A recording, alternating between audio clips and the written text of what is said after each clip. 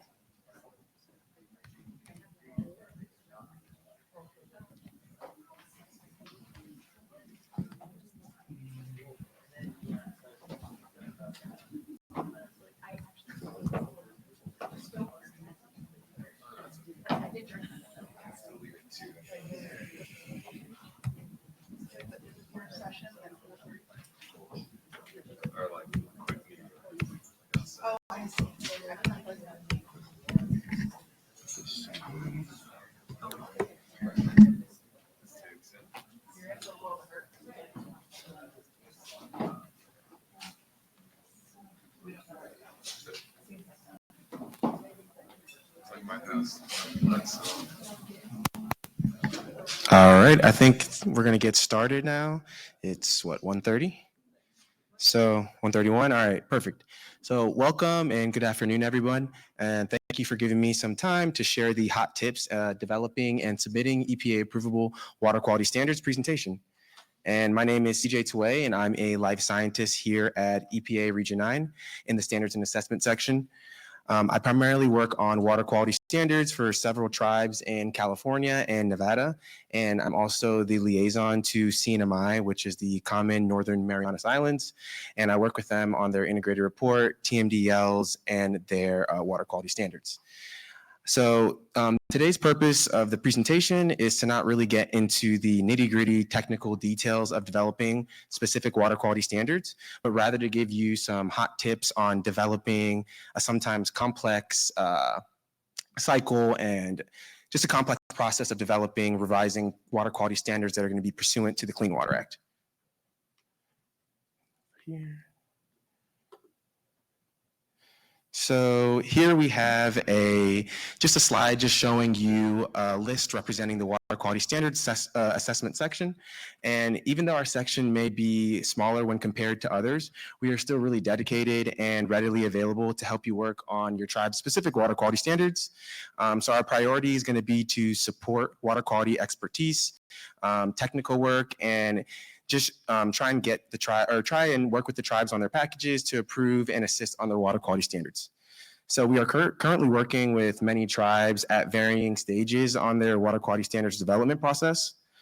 And our first hot tip of the day, you're gonna hear me say that a lot. So our first tip of the day is that your tribal grant project officer is gonna always be there to help.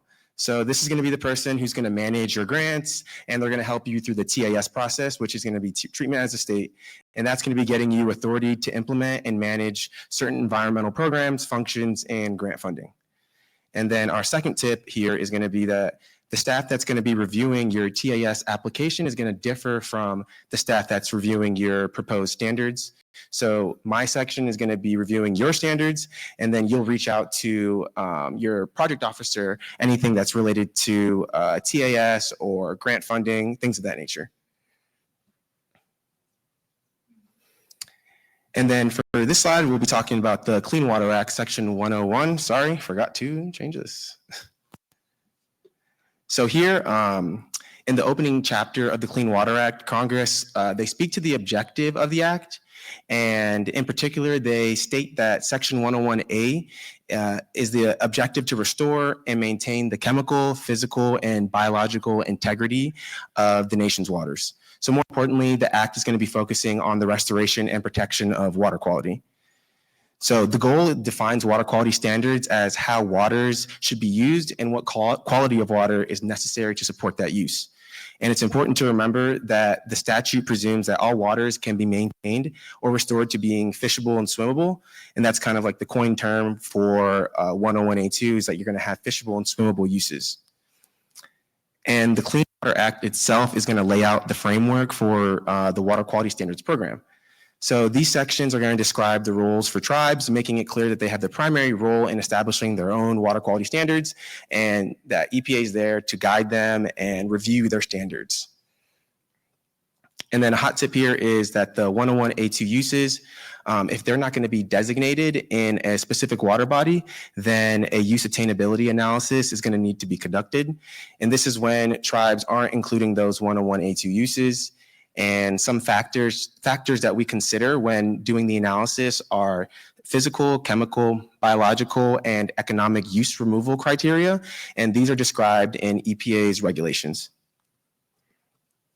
And then another thing with the UAAs is that you're going to have to review your UAA every 3 years during your triennial review, because there may be new information that's going to be available that may make that water body that you assign the UAA that it could be fishable and swimmable. And then our next hot tip here is going to be that tribes must satisfy, just reiterating this, that you have to satisfy your Clean Water Act 101A2 uses by adopting water quality standards that are going to protect aquatic life and human health. And some examples of uses that pertain to this are going to be fish consumption and your recreational one use.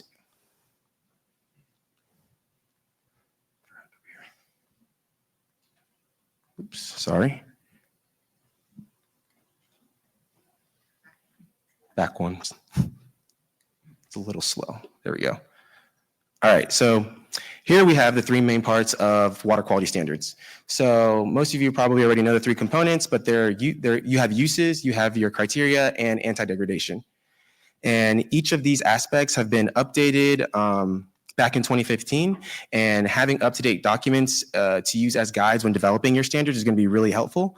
So I wanted to make a plug for the Tribal Water Quality Standards Template, which will include all of these updates, and we'll go into detail on those in upcoming slides. So we'll start out with uses. So tribes should identify the uses they want for their waters. Typically, a water body is going to have designated uses, and you're going to have water bodies with designated uses in your standards, and you're also going to define those designated uses.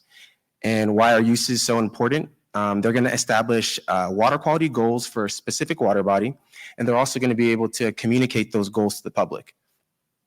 And then another hot tip here is that the tribes must take into consideration the use and value of waters for public water supply, industrial, agricultural, and navigation, and other uses in addition to the 101A2 uses. So having those 101A2 uses are important, but you're obviously going to have other uses that you want to implement into your standards. So having uses that are going to support agriculture, industrial, municipal water supply are also going to be a part of your package. And next we'll talk about criteria. So these are going to be elements of tribes' water quality standards, and they're going to be expressed as either concentration levels, which are going to be numeric, or they're going to be narrative statements, and they're going to be representing a quality of water that supports a particular use. So criteria must be based on sound scientific rationale and must contain specific parameters to protect the designated uses.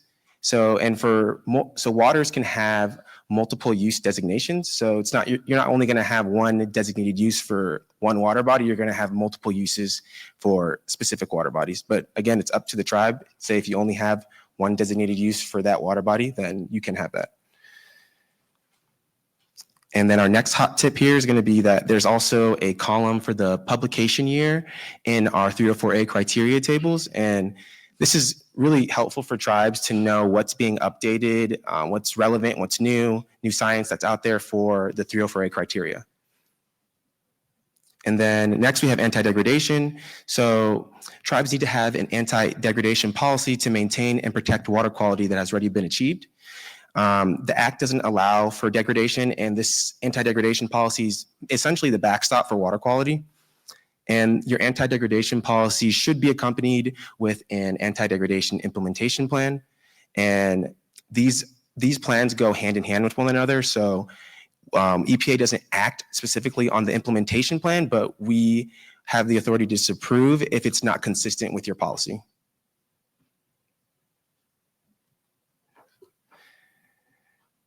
And here's the table of contents for the Model Water Quality Standards template for waters on Indian reservations. So this is going to be a tool that tribes can use to build their water quality standards. The template is annotated and it really gives helpful information for populating your specific standards. It's going to be a fillable Word template it's going to have guidance, citations, and standard language to help you build approvable standards. And EPA expects that tribes will be able to incorporate the direct language from the template into your standards. And then, so the first hot tip here is that it's always wise and smart to utilize the tribal template. It's going to help avoid inconsistencies that we constantly see when reviewing tribal water quality standards. And it points out out-of-date criteria, so it gives you updated criteria. And then another hot tip here is to update your draft standards. If you started drafting your standards before you applied for TAS. And sometimes TAS, it could take a couple, the time varies. So if you started drafting pre-TAS, we recommend, start back with the template, because if it's been a couple of years or even a couple of months, there could have been an update to some standards, whether it be 304A or other standards that are relevant for your package. And then another hot tip here is to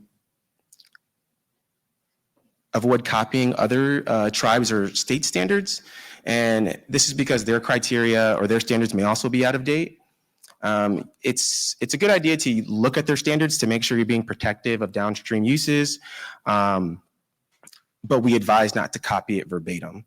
So each tribe situation is going to be local. You're going to have local conditions that are unique to your tribe. So maybe a neighboring jurisdiction is not going to have exactly what you need for your specific standards. And then our last hot tip here is going to be that contractors should be using the template as guidance as well. So if your tribe is affiliated or working with a contractor, you should let them know that, EPA has a template out there for us to use. It's only going to be helpful for us. So we just recommend that you communicate that with your contractor. And then on the right, we have the table of contents. I'm not going to go into detail on every section. Some of them we already talked about, but I will go to the next slide. And it shows how to navigate to our template. So here's a snapshot of what the template looks like, which is on the far right-hand side. And to navigate there, you just need to go to EPA's website, so EPA tools for tribes, and the template is kept up to date. So if you see what I was discussing earlier with having direct implementation or incorporation of the template into your standards, what's in bold are the fillable instructions. So you'll put the specific needs of your tribe standards. And then what's in the regular font is what you can directly copy from the standards. So we try to set it up so it makes it easier for the tribes to, start out with the draft. Because it's always, when you're starting from scratch, that's always the hardest part. So when you have a template, then it makes the process a little easier. And then one hot tip here is that we strongly recommend tribes use the template because criteria is constantly just being updated and the template's a living document. So that way, if something's being updated, then they can update the template at the same time. And then our last hot tip on this slide is, so for drafts that are pre-2015, we always suggest going back to the template just because after 2015, there were 94 human health criteria that were updated and a lot have changed. So not even just human health, but there will also be aquatic life criteria that has been updated. And that's always a really important part of a water quality standard package. So here we'll discuss a little more about aquatic life criteria. So here's an example of the recommended 304A aquatic life criteria. It contains about 61 pollutants, so not all pollutants are going to be listed on our 304A criteria table. And if a tribe wishes to include additional pollutants not on 304A, they can, but they will need to provide scientific justification on why those numerics are going to be protective of their water bodies. And then some pollutants are going to be numbers or concentration levels. For example, if you look at acrolein, you have an acute value of 3 and then the chronic value of 3 as well. But then if you go down and look at aluminum, this is going to be a model-based equation. And this is going to be dependent, there are going to be different variables at play. So for aluminum specifically, it's going to be dependent on pH, total hardness, and dissolved organic carbon, excuse me. And these are all factors that can affect the toxicity of aluminum. And EPA has different types of tools for running these models and equations on our Tools for Tribes website. And we also have criteria documents to use as guidance as well. So tribes can utilize these criteria documents when figuring out how to apply the equations and what specific variables are at play, whether it be pH, temperature, hardness, etc. And these criteria documents can be very lengthy and confusing. So it's just important to keep in contact with your standards liaison, and we'll just try and help walk you through that process.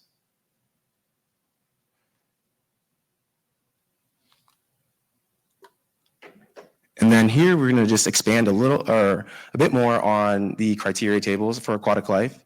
So these are just some of the new recommended criteria that EPA completed in its PFAS strategic roadmap. So they were able to finalize science-based water quality concentrations for PFAS and PFOA. So EPA published final recommended criteria for acute and chronic exposures to PFAS. This includes acute values for salt and freshwater benchmarks. So the 304A1, I just want to point out the differences for between 304A1 and 304A2. So 304A1, the EPA's national recommended criteria are not regulatory. So the tribes are required to consider EPA's national recommended criteria in their China reviews, but they're not required to adopt those criteria. They're only required to adopt the priority pollutants. And those priority pollutants are going to be a set of chemical pollutants that are usually found in wastewater. So criteria can be used by the tribes to develop water quality standards, which is going to inform the implementation of other Clean Water Act programs as well, like wastewater discharge permits. And then moving on to the 304A2, aquatic life benchmarks. So these are going to be informational values that EPA generates when there are limited high quality data available and data gaps for several aquatic organic families. And then our next top tip here is that tribes aren't required to actually adopt these or consider the benchmarks in the Toronto review. So that's kind of the main difference between the benchmarks and our recommended criteria. But the tribes can still use the benchmarks to, they can still use them at their advantage by incorporating them if they want to use it for the development of their own tribal water quality or their own tribal water quality criteria or site-specific criteria.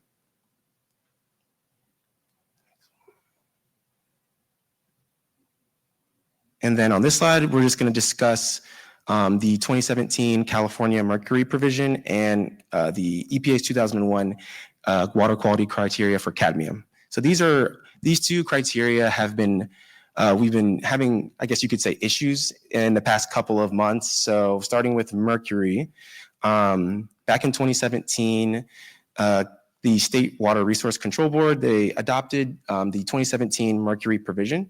So this provision included 3 new beneficial uses and 5 new water quality objectives.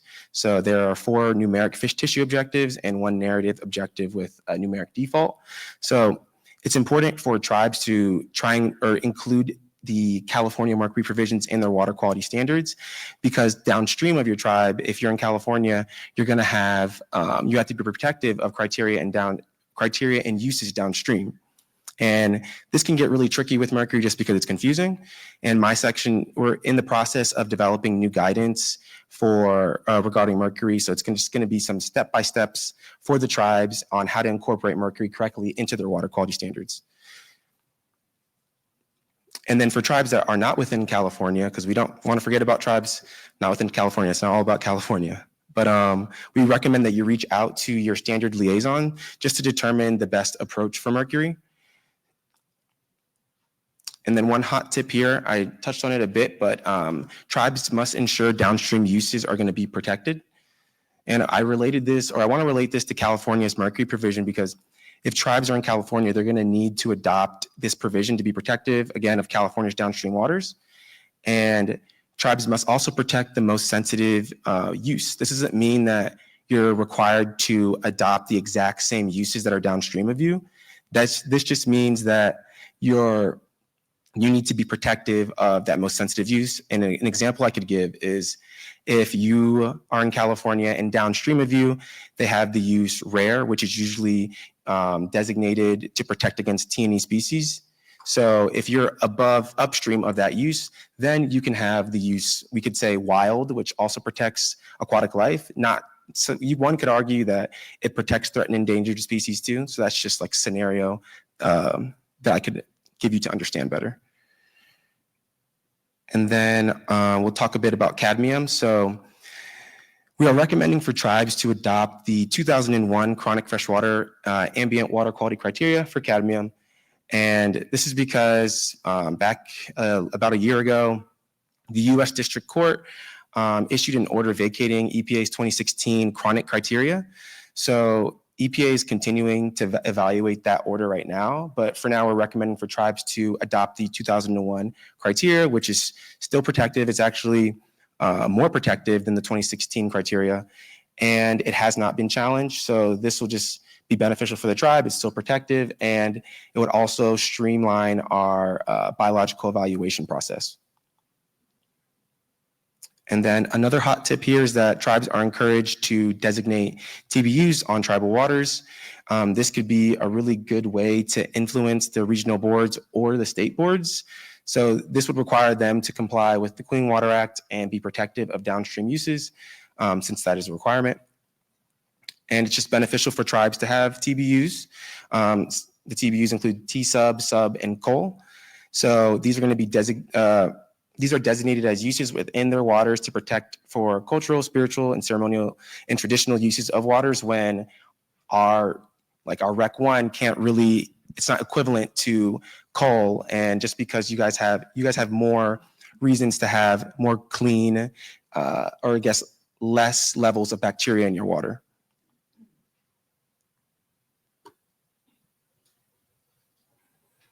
And then here we'll discuss the human health criteria tables. So the template also allows you to download the human health criteria tables. And again, we updated 94 of these in 2015. So, and it has encompassing the human health criteria is about 125 pollutants and another hot tip here is that the template also has a human health criteria calculator. So you'll be able to customize like for example, your fish consumption rates to the specific needs of your tribe. So increasing the fish consumption rate makes the criteria values more stringent. And these are some of our recommended values, but we also have a place on the calculator to put your own values there. And this is going to be an important factor if your tribe's main source of food is fish. And then on the right-hand side, we have the cancer risk level. And the cancer risk level is only going to affect carcinogens or criteria that are carcinogens. And if we go from 1 in a million to 10 million, this is going to make the criteria 10 times more stringent. And then if we go the opposite direction of 1 in a million to 1 in 100,000, it's going to make it 10 times less stringent. So it's really just dependent on what your fish consumption rate is of your tribe. And then the next hot tip we have here is the exposure pathways for organism only versus water plus organism. So we'll start with organism only. This can get a little tricky, but for organism only, the exposure pathway assumes that humans are exposed to the pollutants only by consuming the aquatic organisms. So it's going to be used in scenarios where direct contact with the water or consumption is not likely. And then typically you'll have this criteria applied to water bodies that are going to be protective of your aquatic life. So like if you have your designated uses, it's going to be protective of rare, warm, cold. You want to link your organism only to those uses. And then you have your water plus organism, and it's the opposite, but the exposure pathway assumes that humans are exposed to contaminants both by drinking the water and by consuming the aquatic organism. So these two distinctions can help EPA tailor our criteria to different water bodies based on the risk posed to human health through different types of exposure.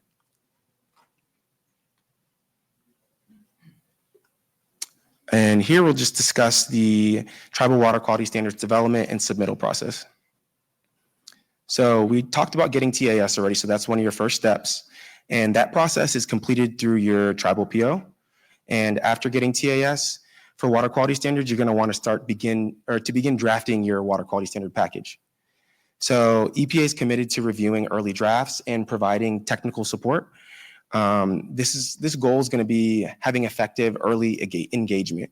So once we have reviewed your drafts, then we're going to start looking, start going towards moving. Sorry, we're going to start working on your ESA consultation and tribal consultation, and I'll discuss a little more on that in the upcoming slides. So once you've drafted your water quality standards, the Clean Water Act requires you to go through a public process. So one hot tip here is that the public process can vary, so it could take anywhere between 2 to 6 months. And that's why it's important to plan ahead and understand that this process could take time. And it's really dependent on the complexity and revisions or extent of your comments that you receive and the responses to those comments that you have to give. And this is going to be good for the tribe just because you'll be able to fully engage with your community and understand what important needs that they are trying to communicate to you. So EPA's public notice requirement calls for a 45-day notice, and for the public hearing, that's for the public hearing. And then for your materials, it's a 30-day notice in advance. And these materials can include justification documents. They'll include your water quality standard draft. They can just anything that has, or that could be guidance for your community to understand your standards. And then next you'll have your adoption hearing. So your adoption hearing at the tribal level, it can be different for each tribe. So it's really dependent on your own tribe's laws and processes. And then we have the response to comments. So the public comment period is usually about 45 days.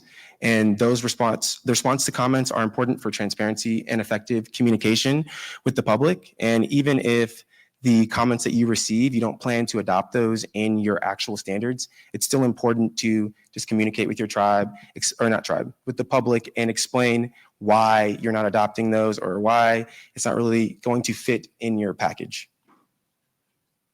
And then you have your certification from your Attorney General or equivalent. And this is going to be a letter addressed to EPA, EPA's Water Division Director. And it's going to just state that you plan on incorporating and adopting the standards into tribal law for waters within the reservation.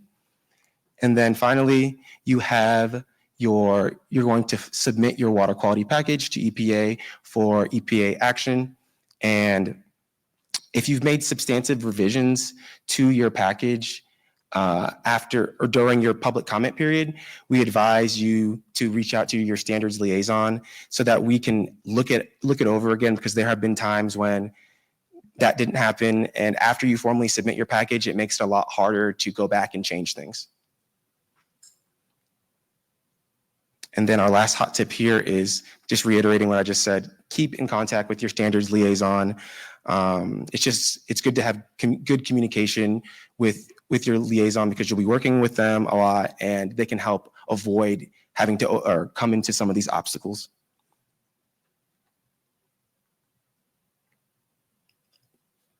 And then here we'll just discuss a bit about EPA's review and action.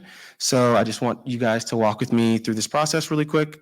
In the first box, while it's the role of the tribes to develop their own water quality standards, EPA still plays a large role in our early coordination. So tribes are going to adopt newer revised standards, and then they'll submit them to EPA for Clean Water Act approval. And once a tribe submits a package of standards to us for review and action, the Act sets a statutory timeline of EPA's review. So we either have 60 days to approve or we have 90 days to disapprove. If EPA approves, then the water qualities will become effective immediately. And then if EPA disapproves, the statute requires either for us to propose and promulgate a standard, or we can, it provides us to promulgate a standard, but not all times that we have to do that, just because if the tribe already has standards, then you'll have an underlying standard. And that means if you already had acrolein at 3 micrograms per liter and you submitted something new that was less stringent and we disapproved it, then that underlying standard would come into effect. And then one hot tip here is that meeting the timelines They can be feasible if we have strong early engagement throughout the development process with the tribes while they're drafting their standards. This way we can catch errors that show out-of-date criteria and confusing language early. Then once a tribe formally submits, there's a higher chance that we can meet these deadlines. Oh, not sure what happened, but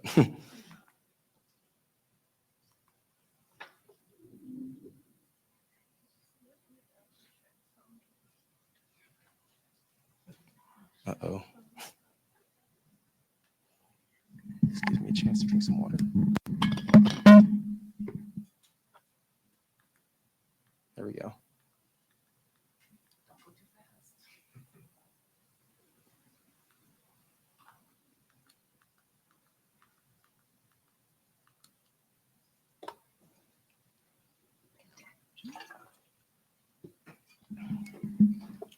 All right. So here are the two other legal obligations that I touched on a bit earlier. So we have the ESA, or we had the ESA. Okay.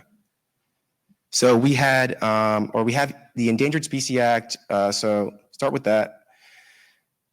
So EPA is required to consult with the U.S. Fish and Wildlife Services and the National Marine Fishery Services. So we refer to them as the services. It makes it a lot easier. And so we do this to ensure that our actions aren't going to negatively affect the endangered species that are within your waters. So EPA is going to make a determination based on the scientific review that we do, the effects analysis that we conduct. So, and this effect analysis consists of doing a pollutant by species combination. So for every pollutant, we'll match that up with each of the endangered species and see if there are any negative impacts to those species. And just imagine doing the list of the 304A pollutants with however many species that you have within your waters. So there are going to be some timing challenges and complications with the biological evaluation. So which is why this may take some time. And then one hot tip here to avoid just the prolonged process of ESA, it's good to start early with us because we're going to have to be in communication with you to see, I guess, which water bodies which water bodies are within the reservation that may have endangered species. So we just may need to coordinate with you on that. And then the next type of consultation we do is tribal consultation. So EPA offers government-to-government consultation with federally recognized tribes that may be affected by our actions. And these are important conversations to have with tribes because they offer us important knowledge that the tribes have that we don't know about. So we also want to consider that within our packages. And the basis for our consultation policy is to have just meaningful communication and coordination with appropriate tribal leadership. And we will also involve our EPA leadership if necessary. But there are times when we can have tribal consultation where it's just EPA staff working with the tribal staff. Clarify, that's the tribe's choice. Yes. So this has improved over time and with our communication with our tribal partners, and it ensures the transparency and honors tribal consultation obligations that we have with tribes. It's all good. Let's see. So next we have a slide about triennial reviews. I just want to touch on this quickly. Let's see. So the Clean Water Act Section 303C also requires that states and tribes hold a public hearing to review their water quality standards at least every 3 years. And that's one of the tips, is that the triennial review process is on a 3-year cycle. So the TR requires communication with the public and what standards are being proposed and what's being changed. And another thing that the triennial review does is your water quality standards or things that you want to do when you're going through the triennial review process. Are your water quality standards up to date with the current EPA regulations and recommendations? Are there only a few revisions, or is there more of a broad scope of it and there's going to be a lot of revisions? And let's see. So I saw it too, and I was like, wait, what? So for your triennial review, you're going to have either narrow revisions or you're going to have broad revisions. So you could have just a couple things changing, or you could have like a whole bunch of things changing, or you could have nothing changing at all. And if you choose to do that, then your tribe needs to provide a rationale of why you're not updating any of the recommended criteria. Like say the PFOS criteria that we recommended, you are required to consider adopting them, but you don't have to. And if you don't, you need to provide rationale in your triennial review. When did the PFAS criteria come out recently, right? Yeah, October 1st of this year. So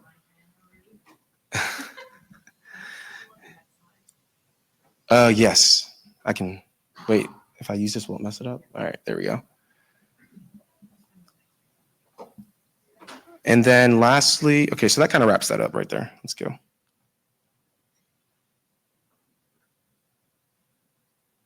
So that really concludes our presentation for today. I'll just go over some of the resources that we have first. We have the Water Quality Standards Academy, which is actually has open registration at the moment now. So I really recommend tribes registering for that. I've taken it a couple of times and it really helped me understand the basis of water quality standards. And they actually go into a lot more detail on everything that I touched on. And we also have, let's see, still use the Model Water Quality Standards template for waters on Indian Reservation. So the template, again, it's on the Tools for Tribes website on EPA's website. And that will also help you, or the Tools for Tribes website also has our EPA 304A criteria tables and for aquatic life and human health. And then here I have contacts for my manager, Tina Yin, and our water quality standards coordinator, Diane Fleck. And then I am the Tribal Water Quality Standards Liaison, so you can contact me as well. And then I also wanted to touch just a bit on the baseline water quality standards rule. So it's still undergoing review by our Office of Management and Budget, which must be completed for the rule can be finalized. And EPA is still working to finalize on this rule. So I can't really say much more than that. So please save questions for that. And then now we have some time for questions and discussion. And if any tribes also want to share any recent experiences that they've had with water quality standards development, you're more than welcome to, or we can just do questions. Hello. We have a question online from Nathan Rich. They're saying, can tribes identify and include a priority pollutant not recognized by current standards? Yes, they can still include that priority pollutant in their water quality standards. Wait, is he asking if it is a priority pollutant or isn't? Tribes identify and include a priority pollutant. So these priority pollutants are already identified on our 304A criteria tables, and I don't think they can identify them. Any that are outside of that? Hi, I'm Tina Yin. I'm the manager of the standards and assessment section. So CJ, I'm very lucky to have him working on my team. I think it's how do you define the word priority. So we have a very pointy hat way of defining what are priority pollutants. So for those, we have the required 101A2 use, criteria that we've developed. If a pollutant is important to you and you call it a tribal priority, you can name it as such. And even if it's not on our list and have criteria, as long as you have the scientific justification that supports why the ultimate criteria you pick is protective of the use that you've identified, that's what's important. So you can, of course, identify ones that you believe are your priorities and call them that. We're not going to have a problem with that at all. But it wouldn't be on our list on our website of what we call the priority pollutants because we have pointy heads. Too pointy. We also have another comment online by Jason Brush. It says consultation. For example, if EPA is considering state standards, we will offer consultation to all tribes affected by those standards. If the EPA is considering a tribe standards, we will offer consultation to all tribes in the relevant watersheds. That was a comment, right? Yeah, from Yeah, Jason. comment. Go ahead. Can you just wait for the mic? Thanks for people online, right? So they can hear. Thanks. So for the ones where we decide not to adopt EPA criteria and have to provide justification, is there some guidelines for what that entails or what criteria that scientific justification has to meet? So it's, I guess, scientific justification. Usually when I work with tribes, they will show me data from other tribes as long as it's relevant to their state or waters as well, that you can show that correlation. Or you could also use, you guys could conduct your own monitoring and sampling within your own waters and then providing that data to us. It's just that the data is going to have to be vast to show us that it's actually the criteria you have is going to be defensible. Okay, thank you. I think Tina wants to expand. Yeah, I would just also add to that, like, and a good example is the PFAS one that just came out, right? So you need to consider if you want to adopt it, but you may say, we're going to continue to look at it from our environmental programs to determine if the 304A is the right number for us or if we want more. And that could take you longer than the 3 years, right? So you could say, like, tell your public, we're working on it, but we're not adopting the EPA number now, right? So it's all about the clear transparency as to why you are not, or like you'd be like, this pollutant doesn't exist in our watershed, there are no sources of it, or something like that. I mean, you would need information to support that if it was a priority pollutant, you know, that sort of thing. So that's where, just talk to us if you're thinking about not including criteria, and we can help you think about why maybe you should reconsider your eliminating it, or what might be a supportive rationale that we could accept. But in a try and review situation, it's a little bit easier. It's like you need more time to look at it or something like that. Could sometimes be an appropriate answer.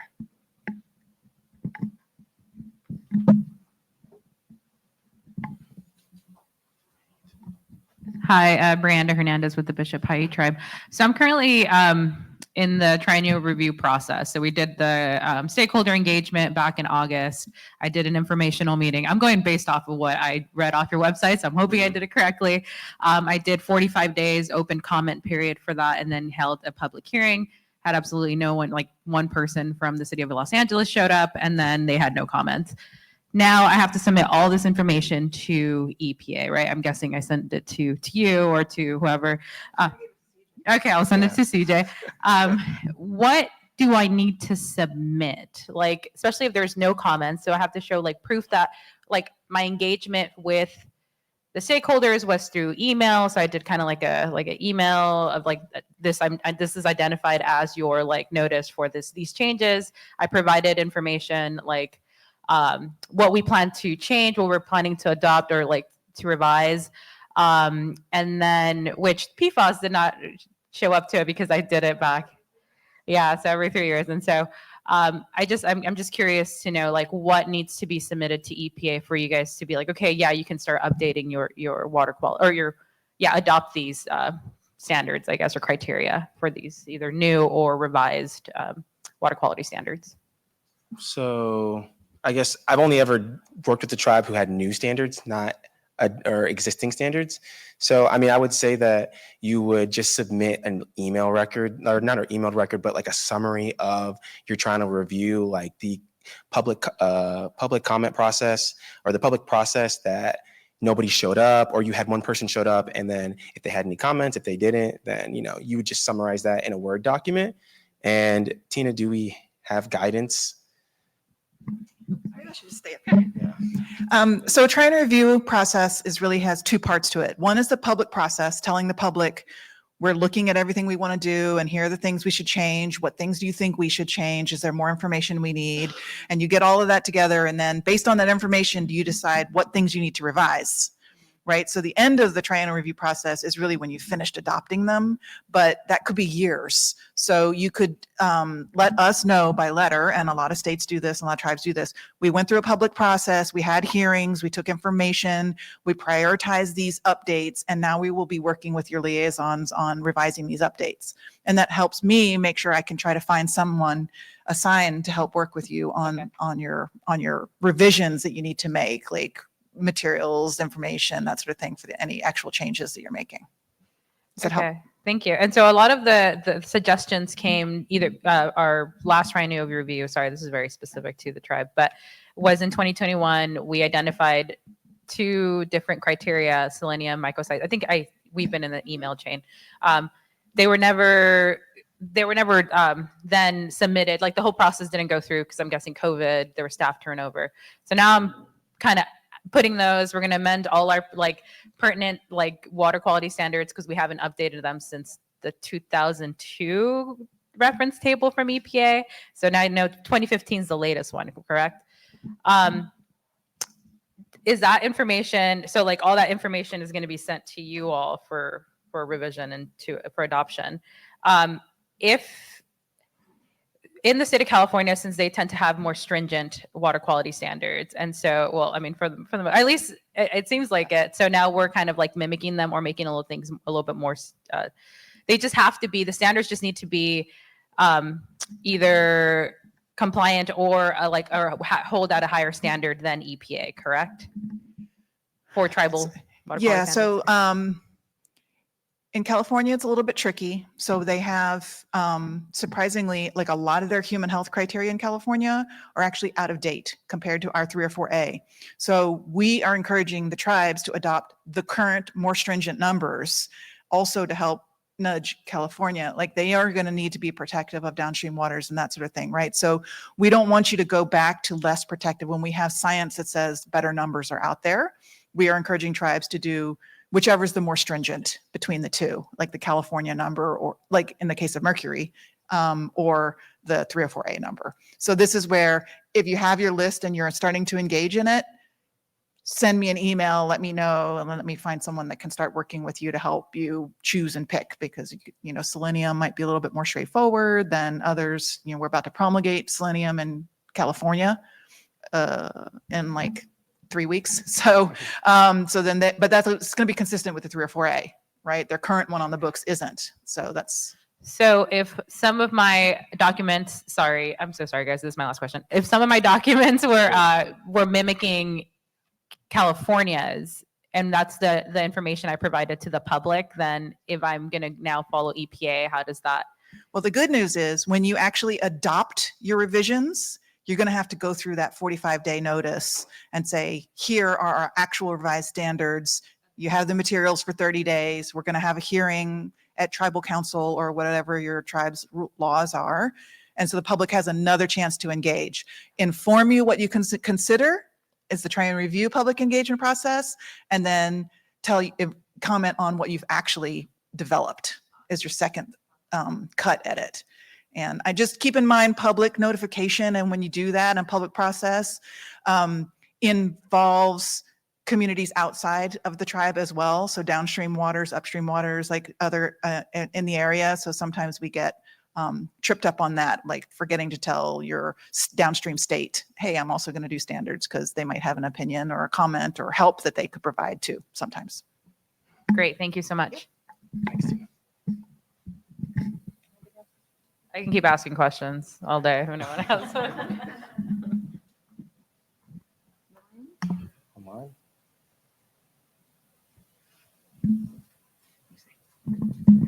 I will say we have, in Region 9, we currently have 30 tribes that have TAS for water quality standards, 30 or 31. 31. We have 11 tribes with approved standards for Clean Water Act that have come through my section. That jump in the number of tribes with TAS has grown super fast, and it continues to grow thanks to, I'm looking at Loretta because she's, where are you going to get TAS? So we're doing our best, but so right now, you know, we have 57 governments that we are working with on water quality standards. So if you can't hear from us immediately, please poke us again. Your tribal project officers are really great looking at you, Larry, about poking us to say our tribes haven't heard back from you. Are you looking at their draft? They need some feedback. And I do need that because we just have so many packages. And so we appreciate your patience, but we are trying to prioritize and get through. That's one of the reasons that we keep pointing you back to the template, because it is a living document. It stays current. When we change our federal regs, so we have done criteria since the time of our 2015 big regs. So we keep that template up to date online. And if you have standards you're trying to review, you can look at them side by side, what's changed between now and then just focus on those. Can be a helpful way to, focus my team to get you what you need.